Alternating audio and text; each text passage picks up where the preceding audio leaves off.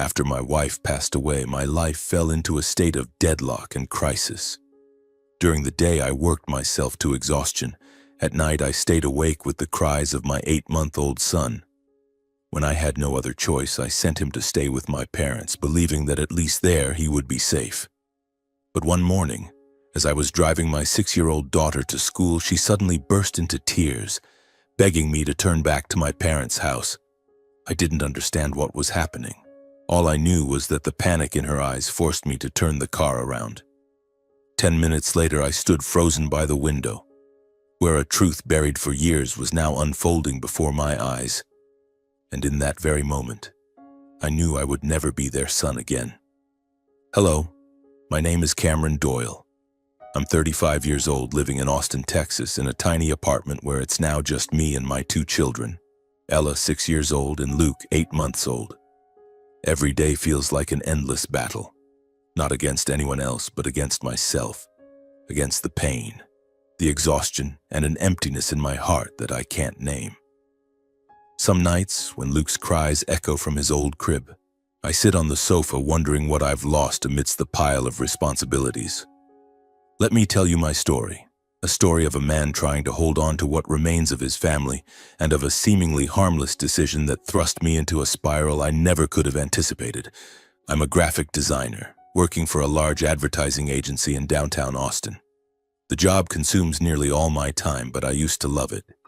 Late nights sketching storyboards, tweaking colors, watching my ideas come to life on the screen. On weekends, I took on freelance projects to earn extra money, dreaming of one day taking Ella and Luke to a bigger house with a lush green yard for them to play in.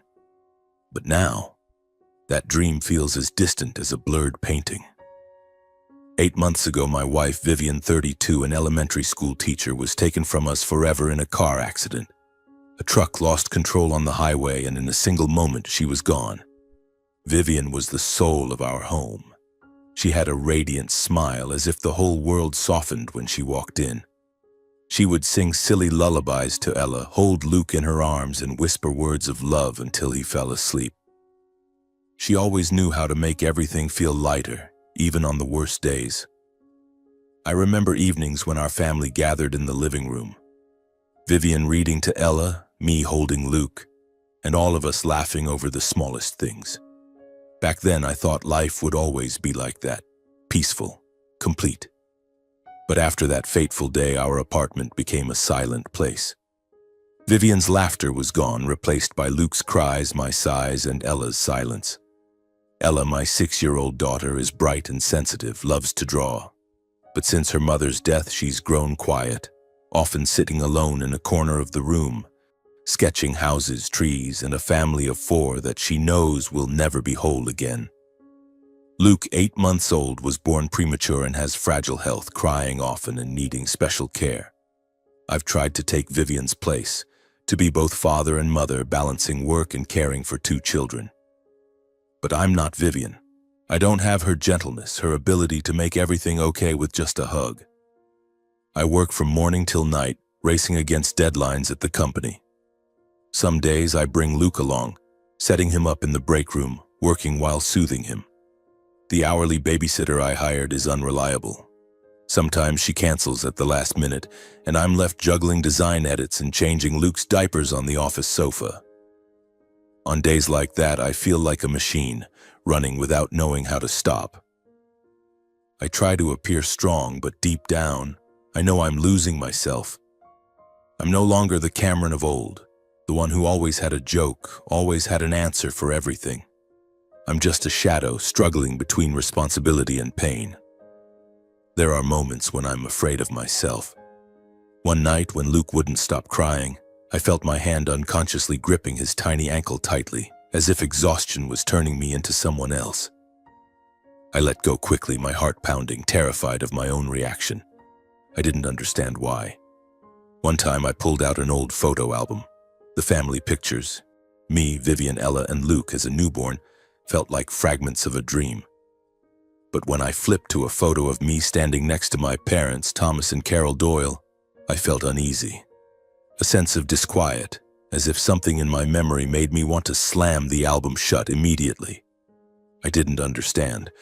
All I knew was that every time I thought of my parents, my heart grew restless. Then the babysitter quit for good. She said she couldn't continue because of the unstable schedule. I stood frozen in the kitchen watching Luke sleep in his crib, Ella drawing in the corner. I couldn't quit my job. The company was in a busy season and I needed the money to pay the bills. But I also couldn't leave the kids alone. I felt cornered, with no way out. After many sleepless nights, I decided to call my parents. Thomas Doyle, 62, a former military officer, strict and cold. Carol Doyle, 58, a retired preschool teacher. They live in the suburbs of Austin, about a 30-minute drive from my apartment. I told myself this was only a temporary solution. My parents, though distant, were still family. They would care for Ella and Luke while I worked. I didn't know that this decision would unlock a door I had long tried to forget, a door to a past I never wanted to reopen. In the beginning, things went more smoothly than I had expected. Every morning I drove to my parents' house, dropping off Luke with a bag full of diapers, formula, and bottles. Ella held my hand as I took her to school. Then I rushed to the office, diving into designs and overwhelming deadlines. In the afternoon, either my father or mother, Thomas or Carol, would pick Ella up from school and take both kids to their house in the suburbs. They fed them dinner, bathed them, put Luke to sleep, and watched over them until around 10 p.m. when I'd finish work, exhausted, and drive over to pick them up. My parents' house sits in a quiet suburban neighborhood with lush green trees and neatly trimmed lawns that look like they belong in a painting. Everything in their home is meticulously orderly, almost to the point of coldness. The dining table gleams without a single scratch. Picture frames on the walls are perfectly aligned, and not a single item is out of place. Carol always carries a calm, gentle demeanor. She prepares meals for the kids, cuts bread into small pieces, and teaches Ella to read colorful picture books. Thomas, on the other hand, is stern and reserved. He spends most of his time in his study reading the newspaper or outside trimming the hedges, never engaging with me beyond a few polite words. I felt grateful. After months of living like a shadow, I began to feel a slight sense of relief. Work was still hectic, with deadlines breathing down my neck, but I no longer had to worry about the kids being neglected. Every evening as I drove home, Ella sat in the back seat sharing little stories about school. Her new teacher, her drawing assignments, or a classmate who dropped their pencil case. Those moments were rare, but enough to make me smile, to feel a flicker of peace creep into my heart. The neighbors around my parents' house all spoke highly of them. "The Doyles are wonderful people," an elderly woman once said as I pulled up to their gate. "They're upright, kind, always ready to help." I nodded, feeling more reassured. Carol told me Luke was starting to gain weight, that he was eating better and crying less. Ella was eating more too, no longer as picky as before. "She's gotten used to the routine here," my mother said, her voice as gentle as ever. But every now and then an unexplained sense of unease would stir within me. It was like a small thorn pricking my heart, not painful but enough to make me uncomfortable. Once I noticed Luke would startle and cry loudly at sudden noises, a door slamming shut, a chair scraping across the floor. I told myself it was just a reflex, that he was naturally sensitive because he was born premature. Ella, meanwhile, was growing quieter. She often sat alone in a corner of my parents' living room, drawing on blank sheets of paper. Carol called it a sign of good behavior. "Ella's calm, not causing any trouble," she said, smiling. I nodded, thinking maybe she was just adjusting to the new environment, to the discipline my parents enforced. I tried not to dwell on it. I needed this stability. After months of struggling alone, I wanted to believe things were finally on the right track. But small details began to creep into my mind, like cracks in a wall that seemed solid. One evening I arrived to pick up the kids earlier than usual, around 9 p.m. The house was dark, with only a faint glow from a table lamp in the living room. The front door was slightly ajar, unlocked. As I pushed it open, I heard heavy footsteps from the hallway, as if someone was hurrying away. Carol appeared moments later, her hair slightly disheveled, but with her usual smile. "The kids went to bed early," she said softly. They were tired today. I looked around. Everything seemed normal. Luke's crib was in the corner. Ella was curled up on the sofa with a thin blanket. But the unease inside me didn't fade. I picked up Luke, feeling his small breaths in my arms. Ella yawned, rubbed her eyes, but said nothing as I carried her to the car. On the drive home, she sat silently, staring out the window as the streetlights cast shadows on her small face. Luke whimpered in his fitful sleep as if dreaming of something unsettling. I gripped the steering wheel a little tighter, trying to shake off the strange feeling in my chest. That night, after tucking the kids into bed, I couldn't sleep. I sat in the dark, listening to the ticking of the clock on the wall. The image of my parents' house lingered in my mind. The cold orderliness, the heavy footsteps, Ella's quiet gaze. Something wasn't right, but I couldn't put a name to it. I told myself I was just overwhelmed, that the stress of the past months was making me imagine things that weren't there. But deep down, a vague premonition was taking shape, that this piece I was clinging to wasn't real. In the days that followed, I tried to focus on work, on designs and endless meetings. But each time I went to my parents' house, I noticed more. Ella smiled less, sometimes looking at me as if she wanted to say something but held back. Luke, though gaining weight, still startled easily, his tiny hands clinging tightly to my shirt whenever I held him. Carol always smiled, always said everything was fine. Thomas remained stern, like an impenetrable wall. I tried to trust them, to believe I'd made the right decision.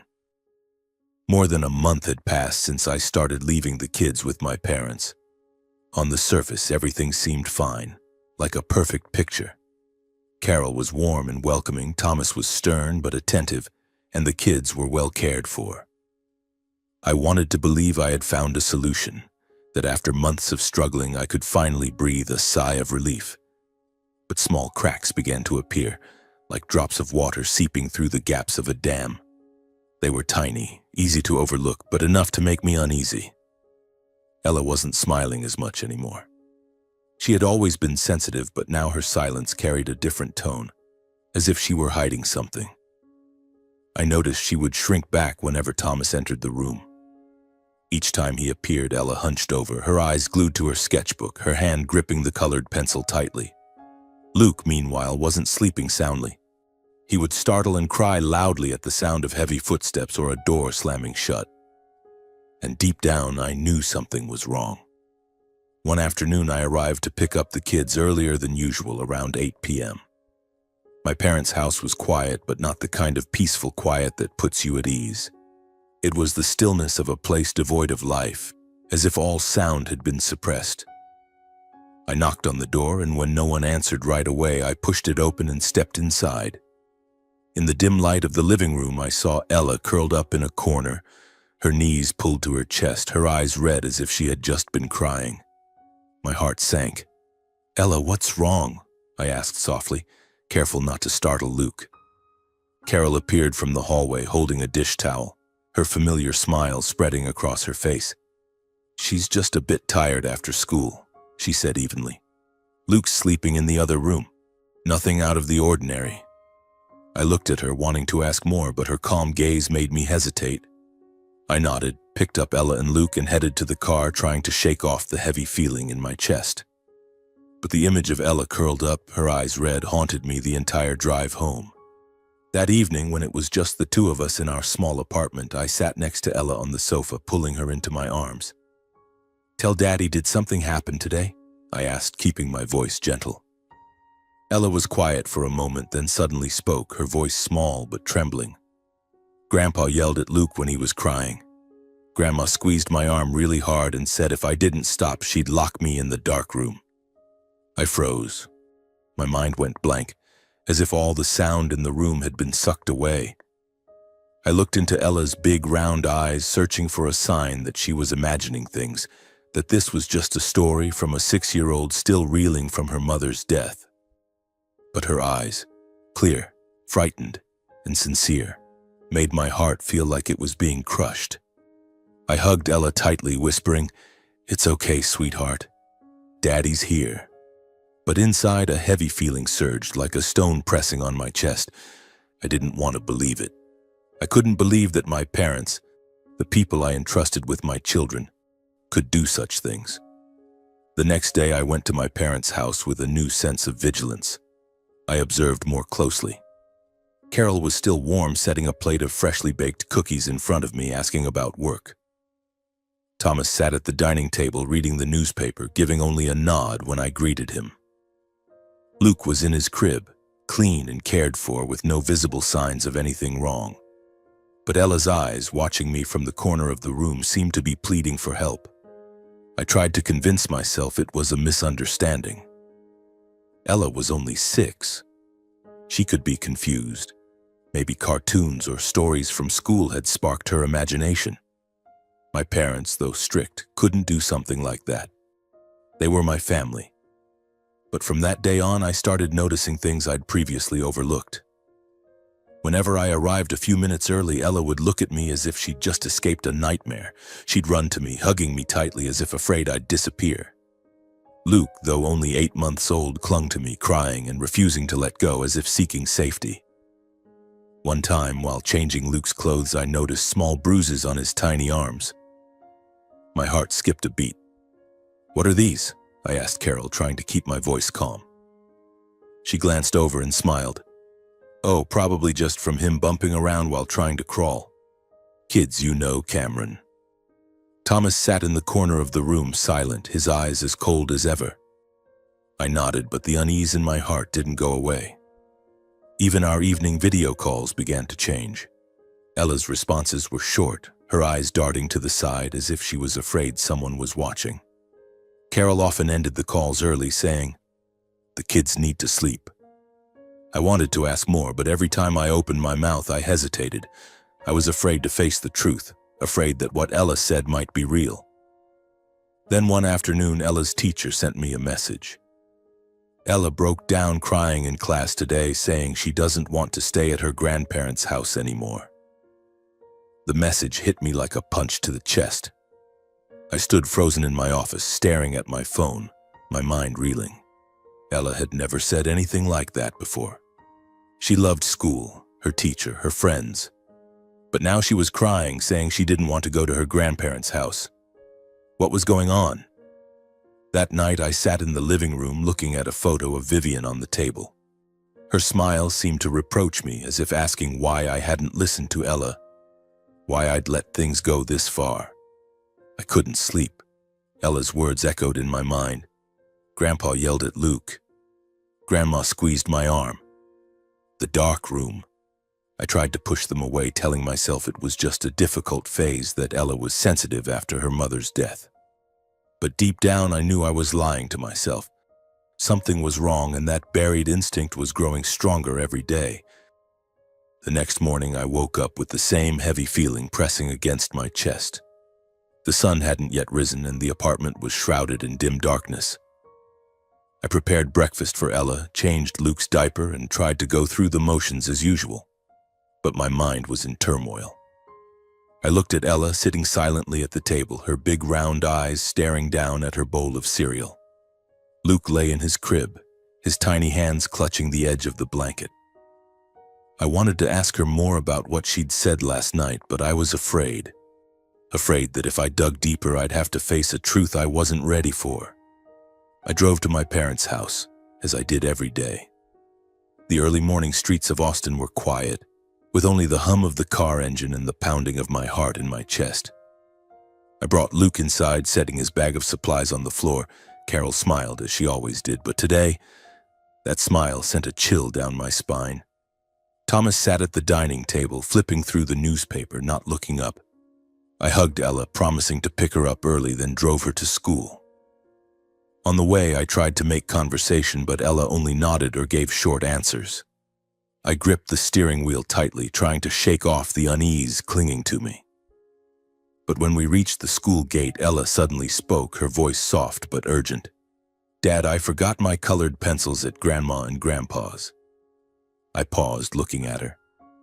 "You can use your friend's pencils today, Ella," I said, trying to keep my tone gentle. But she shook her head, her eyes welling up with tears. I need them, Dad. Please take me back to their house. There was something in her voice, not the stubbornness of a child, but desperation. Reluctantly, I agreed, turning the car back toward my parents' house. As we approached the suburban neighborhood, Ella suddenly said, "Dad, stop the car here." I was surprised, glancing at her. We were still a few houses away from my parents. "Why, sweetheart?" "I'll drive right up to the house." But Ella grabbed my hand, shaking her head. "I want to walk there." I frowned, not understanding why, but the look in her eyes left me no choice. I pulled over to the side of the road and got out with Ella. She held my hand tightly, her small fingers trembling. We walked along the sidewalk, the early morning sunlight filtering through the trees, but the air around me felt heavier than ever. As we neared the house, Ella suddenly stopped. She squeezed my hand, signaling for me to be quiet, her eyes wide as she stared toward the living room window. I heard it before I saw it. Luke's piercing, terrified cries mixed with a harsh, shouting voice. My heart skipped a beat. I pulled Ella close and crouched down to peer through a gap in the window curtains. What I saw made the blood in my veins feel like it had stopped flowing. In the living room, Carol was holding Luke, but not with the tenderness of a grandmother. She was shaking him far too roughly, and each time Luke cried louder, she shook him harder as if trying to force him to be quiet. Thomas stood nearby, his face flushed with anger, his voice booming. "Shut up, you little troublemaker." I saw Carol's hand gripping Luke's tiny arm tightly, and he wailed, his face turning purple. Ella trembled beside me, her hands clutching my shirt. I wanted to scream, to burst through the door, but my body felt frozen. Ella's words, Grandpa yelled at Luke, Grandma squeezed my arm, now played out before my eyes, stark and cruel, like a knife cutting through me. I couldn't think anymore. I rushed to the door and shoved it open. The door slammed against the wall with a sound like an explosion. Carol jumped, turning to face me, still holding Luke. Thomas stood rigid, his eyes a mix of anger and surprise. "Cameron, why are you back?" Carol said, her voice trembling as she tried to force a smile. But I wasn't listening. I strode forward, snatched Luke from her arms, and held him tightly against my chest. Luke sobbed, his breathing heavy, his face red with fear. Ella ran to me, clinging to my leg, her eyes brimming with tears. "What are you doing to my children?" I growled, each word bursting from my burning chest. Carol stepped back, silent, her hands shaking. Thomas moved forward, his eyes cold. "You're overreacting, Cameron. The kids need discipline. Discipline."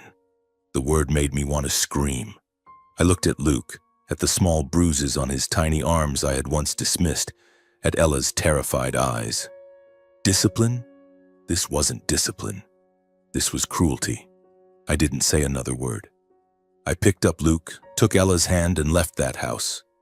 The door slammed shut behind me, the sound like a final severing of any remaining ties with my parents. I didn't look back. On the drive home, Ella sat silently in the back seat, still clutching her sketchbook. Luke lay in my arms, his breathing gradually steadying, but each small whimper tore at my heart. I hadn't believed Ella. I had let her cry out for help in desperation, and I had ignored the signs right in front of me. Guilt and pain swirled together, like a wave drowning me. Back at the apartment, I placed Luke in his crib and pulled Ella into my arms. She didn't say anything, just nestled into my chest as if it were the only safe place left. I called Carol, my voice trembling but cold. "From now on, I won't be bringing the kids back. And don't expect any support from me." I hung up before she could respond. I didn't want to hear. I didn't need to hear. That night, I sat alone in the dark, the streetlights casting shadows through the window onto Vivian's photo. Her smile no longer felt like a reproach but a reminder that I had to protect our children, that I couldn't afford to be weak again. But as I closed my eyes, sounds from the past flooded back, shouting, objects crashing, a child's cries. They were no longer vague. They were clear, sharp, as if happening right before me. And then I realized I had been that child in those memories. Thomas's shouts, Carol's terrifying silence, the fear I had buried deep since I was young. It was all coming back, not to haunt me, but to threaten my children. I clenched my fists, my nails digging into my palms. I swore to myself, to Vivian, to Ella and Luke, that I would never let that cycle repeat. Never. I stood up and looked at my children sleeping peacefully in their room. Ella was curled up in her blanket, Luke breathing steadily beside her. I knew from that moment on I wasn't just their father. I was their protector, and I would do whatever it took to keep them safe, no matter the cost. In the days that followed, I felt like I was drifting through a thick fog. The incident at my parents' house lingered like a nightmare I couldn't shake. I cut off all contact with them, ignoring their calls and leaving their messages unread. My apartment became a fortress, a place where I tried to shield my children, but I myself was sinking into exhaustion and disorientation. Luke still cried every night, his wails cutting into my heart like a knife. Ella barely spoke, clinging tightly to her little brother, her eyes staring blankly into the distance. I wanted to pull her out of her fear, but I didn't know where to begin. I didn't know how to heal the wounds I had allowed to happen. In my desperation, I thought of Becca, my older sister. Becca Doyle, who had left home at 18 and all but vanished from my life. We rarely spoke, exchanging only brief messages on holidays or birthdays. I didn't know why she left, but now I needed someone to confide in, someone who might understand. With trembling fingers, I dialed her number. Becca's voice on the other end was calm but tinged with surprise when I suggested meeting. "All right, Cameron," she said. "Tomorrow at the cafe on Lamar, 10 a.m. I nodded, though she couldn't see me, feeling a small spark of hope flicker in my chest. The next morning, I left Ella and Luke with a close friend, the only person I trusted at the time. The small cafe on Lamar was filled with the aroma of roasted coffee, but the air between me and Becca was heavy. She sat across from me, her brown hair neatly tied back, her eyes sharp yet gentle. I poured out everything, from the months of struggling alone to the decision to leave the kids with our parents, to the horrific events of the previous day.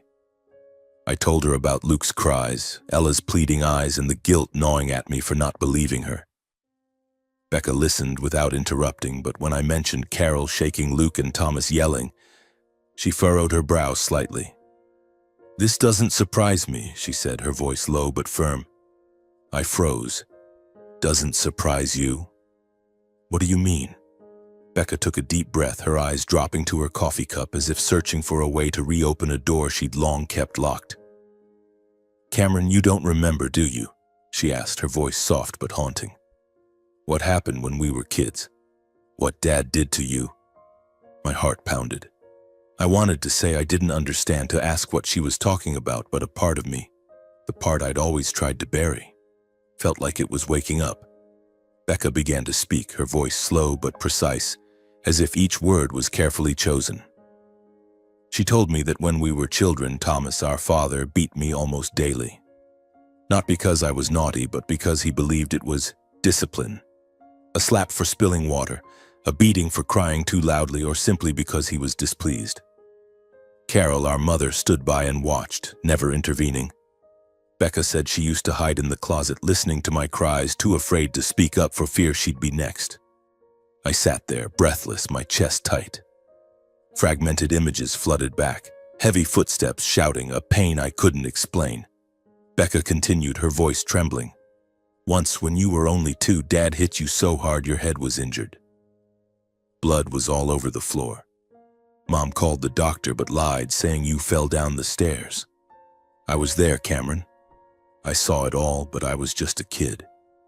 I didn't know what to do. I felt drained, as if all my strength had been sucked out of me. Those memories, they were there, inside me, locked away in a dark corner of my mind." Becca said our parents held a warped belief about raising children. They thought hitting, threatening, and instilling discipline were necessary to teach kids to fear. It wasn't love. It was a sick form of control, a perverse pleasure in domination. Becca realized this as a child, and when she turned 18, she left home, cutting off all contact. "I couldn't stay, Cameron," she said, her eyes welling up. "I couldn't bear watching them do it to you, and I was afraid I'd never escape." Each of Becca's words was like a knife, slicing through the shell I'd built around my past. I understood why I had strange dreams. Dark hallways, heavy footsteps, shouts that made my heart clench. I understood why Luke's cries triggered an unnamed fear in me. Those memories, though buried, had never disappeared. And now, they merged with the image of Luke being shaken, with Ella's terrified eyes like a horrific cycle repeating itself. I realized that what my parents did to my children wasn't random. It was an exact repetition of the old pattern, a perverse pleasure in causing pain, in controlling defenseless children. I thought of Luke, of the bruises on his tiny arms, of his broken cries. I thought of Ella, of the pleading look I had ignored. Guilt and rage intertwined, like a fire igniting in my chest. As I left the cafe, I carried a feeling of both emptiness and fury. I knew I could never return to Waco, could never face Thomas and Carol as their son again. But I also couldn't let our family's past remain in the shadows. What Becca told me wasn't just my story. It was a warning of what my children had been and were still enduring. For the first time in years, I saw clearly what I had to do. I wasn't just confronting my parents. I was confronting the forgotten child within me. The one who lived in fear but now had to stand up to protect the ones I loved most. In the days following my meeting with Becca, I could barely sleep. Every time I closed my eyes, the images from Waco flooded back. Carol shaking Luke, Thomas's shouts, Ella's pleading eyes. They blended with the childhood memories I had tried to bury. The sound of heavy footsteps yelling, the sting of Thomas's hand coming down on me. I realized I had lived my entire life under a hereditary fear, a shadow cast by my parents, and now it had nearly spread to Ella and Luke. I couldn't let that happen. I acted quickly, as if slowing down would allow that darkness to swallow me whole. I severed all contact with Thomas and Carol, blocked their phone numbers, ignored their messages, and didn't open their letters. I moved to a smaller apartment in the suburbs of Austin where no one knew us. I changed my phone number and left no forwarding address. I wanted to build a wall between my children and the past, a place where fear couldn't reach. But no matter how hard I tried, the memories followed, seeping into every corner of my mind. Luke still cried every night, his wails a constant reminder of what had happened. Ella barely spoke, clinging tightly to her brother, her eyes staring blankly into the distance. Looking at my children, my heart ached. I had let them be hurt, and now I didn't know how to fix it. In my desperation, I called Becca again. "I need help," I said, my voice choking. "I don't know how to keep them safe, how to help them forget what happened." Becca came the next day. She brought a list of therapists specializing in children and families. "You can't do this alone, Cameron," she said, placing a hand on my shoulder. "But you don't have to be alone." I nodded, feeling as if I were grasping a lifeline in the middle of a storm. Becca helped me connect with a psychologist named Emily, a middle-aged woman with gentle but resolute eyes. She agreed to work with all three of us, me, Ella, and Luke. The first therapy sessions were a challenge. I sat in a small room, soft light streaming through the window onto a beige carpet. Emily asked about what had happened, but I could barely speak. Every time I tried, I trembled as if the past were choking me. I avoided her gaze, afraid that looking into her eyes would force me to face the memories I had buried. But Emily was patient. She didn't push, only gently prompted, as if guiding me through a foggy path. Slowly, I learned to name the emotions tearing me apart: fear, guilt, anger, and even pity. I was afraid of what my parents had done, not just to my children, but to me as a child. I felt guilty for not believing Ella, for letting my children fall into danger. I was angry at Thomas and Carol and at myself for being blind for so long. And I felt pity for the child I once was, who grew up in fear, and for my children, innocent victims dragged into that cycle. Ella worked with a child therapist who encouraged her to draw as a way to express what had happened.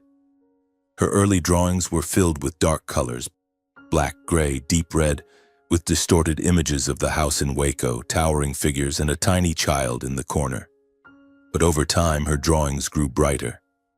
Houses began to have open windows, trees had green leaves, and small figures held hands.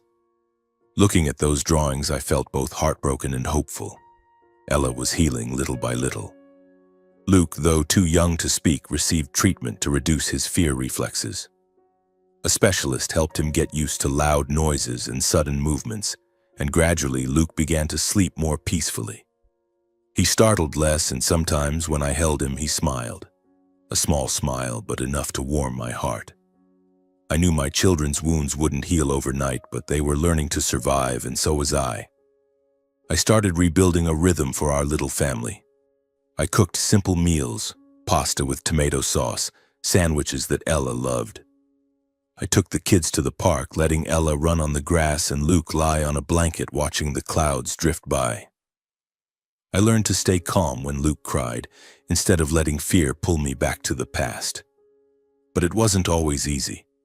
Memories of my parents surfaced at unexpected moments, the sound of footsteps in the hallway, a door slamming shut, or even the smell of coffee, eerily similar to the one in their house. Those memories reminded me that the past couldn't be erased, but I could choose not to let it shape our future. One morning, I opened a drawer filled with old papers, letters, bills, and family photos. I pulled everything out, tearing them apart as if ripping away the ties to Waco. But when I came across an old photo, me, Vivian, Ella, and tiny Luke in the hospital, I stopped. I kept that photo, placing it on the table to remind myself why I had to change, why I had to be strong. Becca became a regular part of our lives. She visited every week, bringing cookies and funny stories. She played with Ella, held Luke, and sat with me in the kitchen, talking about things we never shared as kids. Little by little, the distance between us, created by our parents, began to mend. Becca wasn't just my sister, she was my friend, a reminder that I wasn't alone. I started writing down my journey, not to share publicly, but to remember. The words on paper were a way to confront my pain, to understand that healing didn't mean erasing the past, but learning to live with it. I realized that fear would never fully disappear. It lingered in the dark corners of my mind, but now I knew how to keep it from spreading to Ella and Luke. I would not let my children grow up in the shadow I once endured. More than 6 months had passed since I left Waco, taking Ella and Luke with me and severing all ties with my parents. Our lives were slowly stabilizing, like a small boat finding its shore after a storm. Luke was healthier, his cheeks rosy, his nighttime cries no longer as sharp as before. He started crawling, grabbing my hand and smiling. Small smiles, but enough to warm my heart. Ella returned to school, her eyes brighter, and stories about friends and drawings began to fill our evenings at the dinner table. Her pictures were now full of color, green leaves, golden sunlight, and houses with open windows. Watching her, I thought maybe we were healing little by little. I continued regular therapy sessions with Emily. The conversations no longer made me tremble, but every time the past came up, a chill still ran down my spine. My work was picking up. I took on a few freelance projects, and my designs earned praise from clients. For the first time in months, I began to believe I had truly escaped the darkness of Waco, that I had built a new life for my children. But then, one morning, everything changed. I was sitting in the kitchen sipping coffee, scrolling through the local Waco news on my phone. A small headline stopped me cold. Carol Doyle, former preschool teacher, opens in-home daycare accepting young children. The coffee mug slipped from my hand, crashing onto the table, liquid splashing everywhere. I read the headline over and over as if my brain couldn't process it. Carol, my mother, opening a daycare. After everything that had happened, my heart pounded, my breathing quickened. I realized instantly, this wasn't just about money after I cut off financial support. For Carol, it was a way to regain control, the feeling of disciplining young children, something she had never let go of. Memories of Luke in his high chair being shaken violently, his broken cries flooded back with a vengeance. I saw Ella's terrified eyes again, the bruises on Luke's tiny arms. I trembled, not from cold, but from a mix of fear and anger. They hadn't stopped. They were just finding new victims. I opened my laptop, searching for more information.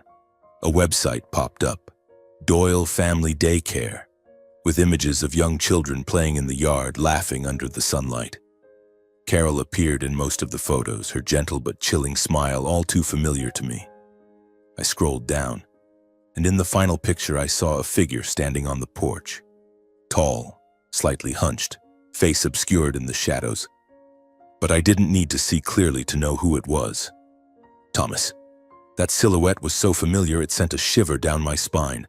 I slammed the laptop shut, dizziness overwhelming me, my head spinning. My breathing was ragged, my heart pounding as if it would burst from my chest. My parents hadn't changed. They had only changed their victims. The thought hit me like a knife, slicing deep into my core. I thought of the innocent children, the unsuspecting families handing their kids over to Carol and Thomas, just as I had with Ella and Luke. For nights on end, I couldn't sleep. Images of children being yelled at, shaken, threatened, haunted me. I saw Luke in every one of those faces, heard Ella's cries in every dream. I couldn't sit still. Part of me wanted to forget, to move on with the new life I had built. But a stronger part knew I couldn't turn away. I began watching from a distance. On weekends, I drove to Waco, parking a safe distance from my parents' house, observing. The house looked the same. Neat lawn, windows glowing with yellow light. But it was no longer a place I could call home. It was a trap. One afternoon, I saw what I feared most. From my car window, I watched Thomas grab a child, a girl about 4 years old, by the wrist, yanking her roughly into the yard. The girl screamed, trying to pull away, but Thomas raised his hand, delivering a sharp slap, then pointed at her face, shouting something I couldn't hear. Carol stood nearby, arms crossed, not intervening, just watching with that cold expression. The scene chilled me to the bone. I gripped the steering wheel, my nails digging into my palms until they drew blood. This was no longer just my story. It was about innocent children being pulled into the cycle that my kids and I had barely escaped. I drove back, my mind reeling with fear and anger. But amidst the chaos, a new resolve was forming. I couldn't let this continue. For the first time, I knew I had to return to Waco, not to talk, not to seek answers, but to put an end to it once and for all. The scene from that day in Waco, Thomas slapping a child, Carol watching with a cold expression, burned in my mind like a relentless flame. I couldn't sit still, couldn't pretend what I saw was just a fleeting moment. I was no longer Cameron Doyle, the son returning to his parents' home hoping for help. I was a witness, a father, and I would do everything to protect other children from the fate Ella and Luke had faced. I contacted Jake, an old friend who worked in the legal field.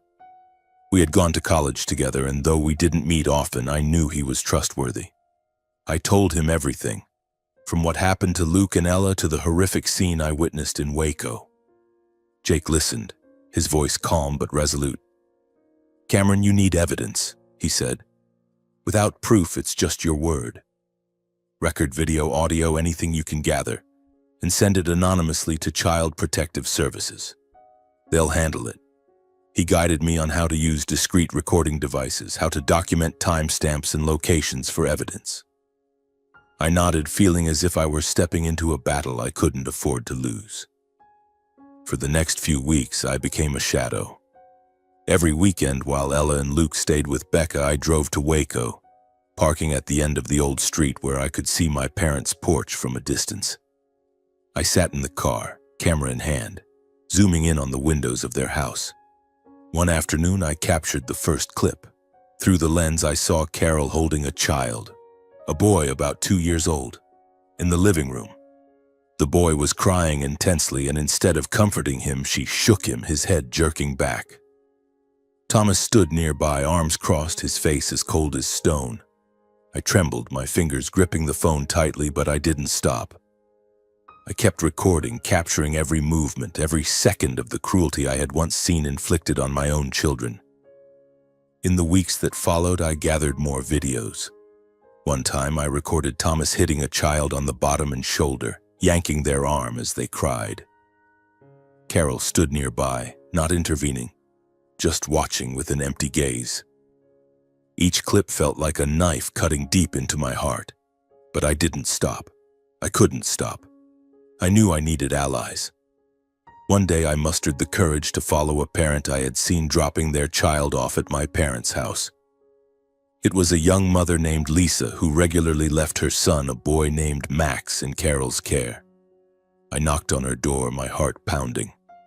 When Lisa opened it, I told her my story about Luke, Ella, and what I had witnessed at that house. Lisa listened, her expression shifting from surprise to fear. "Max has been withdrawn lately," she said, her voice trembling. "He's jumpy and there are bruises on his arms I can't explain." I looked into her eyes, seeing the same fear I had once felt. "Lisa, I need your help," I said. "Not for me, but for Max and for the other kids." She nodded, her eyes still filled with worry. A few days later, Lisa sent me short audio clips, recorded on a small device she had discreetly placed in Max's backpack. Thomas's shouts rang out clearly, mixed with the terrified cries of children and the sharp sound of objects falling. One recording chilled me to the bone. "If you keep crying, I'll lock you in the dark room." Thomas's voice growled, full of menace. I listened to it over and over, each time triggering childhood memories. The shouting, the crying, the helplessness of being a child. Those sounds blended with the faint sobs of unfamiliar children, and I knew it was time to end it all. I spent an entire night compiling the evidence. Videos, photos, audio, complete with timestamps and locations. I carefully saved them onto a USB drive and sent it anonymously to Waco's Child Protective Services and local police. I didn't sign my name or leave any trace that could lead back to me. This wasn't a fight for me or my children. It was for the children whose names I didn't know, children who deserved to be safe. Weeks later, the news broke. A headline in the local paper stopped me in my tracks. Waco Family Daycare shut down amid allegations of child abuse. Carol and Thomas Doyle were arrested for investigation. I read it over and over, but I didn't feel triumphant. There was only a sense of relief mixed with emptiness. I called Becca and told her everything. "You did the right thing, Cameron," she said, her voice gentle but firm. "This was the only way to ensure other kids don't go through what we did." I sat in our small apartment by the window, watching the streetlights cast shadows on the wall. Ella and Luke slept peacefully in their room, their steady breathing a reminder that I had done something right. The cycle I had feared, the cycle of cruelty and pain, had truly ended. The Doyle family daycare case quickly exploded across the headlines. What started as a small news item became a media focal point, with sensational headlines about a family daycare hiding brutality. Other parents began to speak out.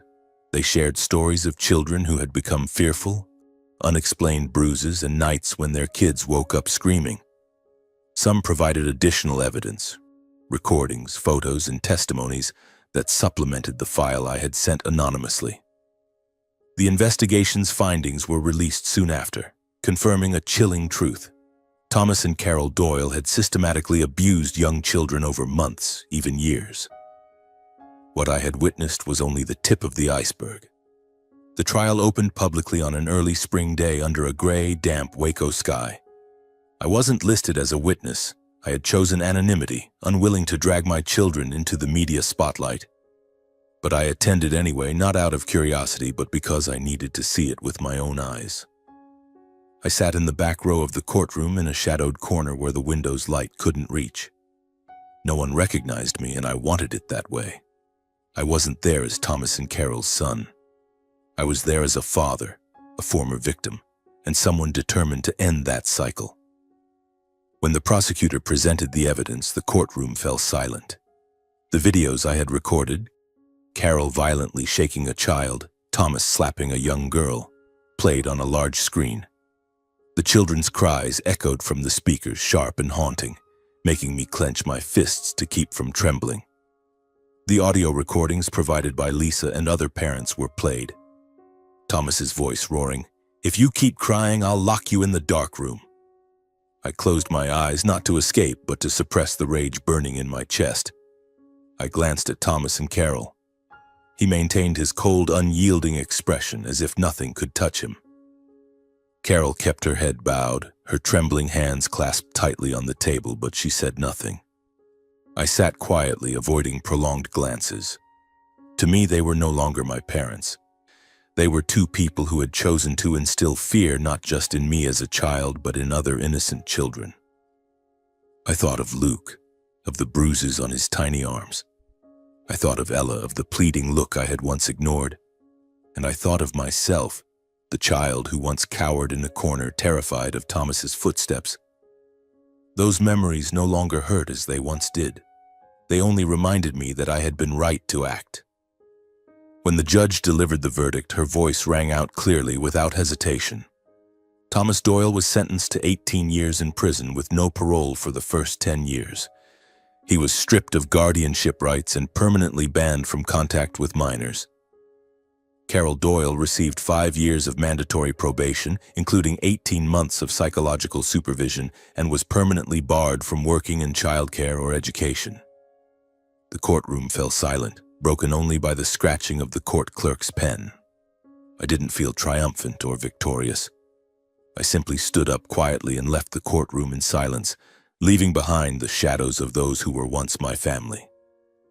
Outside, Waco's sky was heavy with gray clouds, a cold wind making me shiver.